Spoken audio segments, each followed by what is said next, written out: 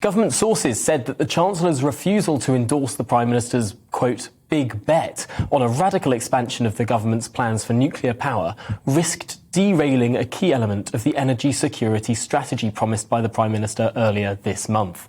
So who's right? The Prime Minister on his dash to nuclear, or the Chancellor? Is he right to be hesitant? Well, joining me to discuss this now from Westminster is Peter Aldous, the Conservative MP for Waveney. Welcome to the programme. I suppose, first of all, the Chancellor does have a point, the Treasury does have a point, they're in charge of the money, and it's very, very expensive to build a new nuclear power station. Well, the answer is yes, he is, and he has that responsibility to do. But we have been building nuclear power stations in the UK since the 1950s, and actually the problem we've got now is that we've had a very long pregnant pause since Sizewell B was commissioned in 1995 to the next one coming online at Hinkley C in I think 2030. So that's 35 years.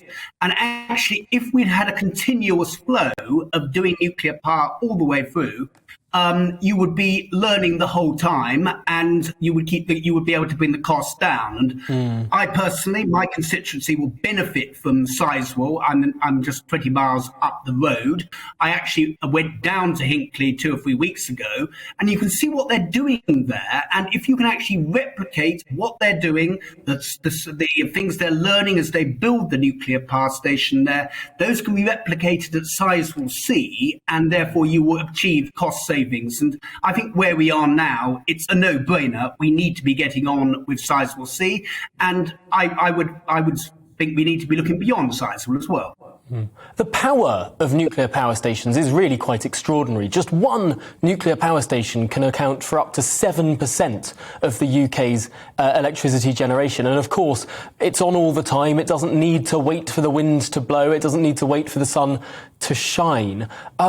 I suppose the big question is, why has the cost of nuclear power risen over the last decade or so, while the cost of other technologies has come down? I think the cost has risen because we've not been doing it for the last 35 years. And obviously you've seen with offshore wind, which actually does complement nuclear, and it's not a question of having one and not the other.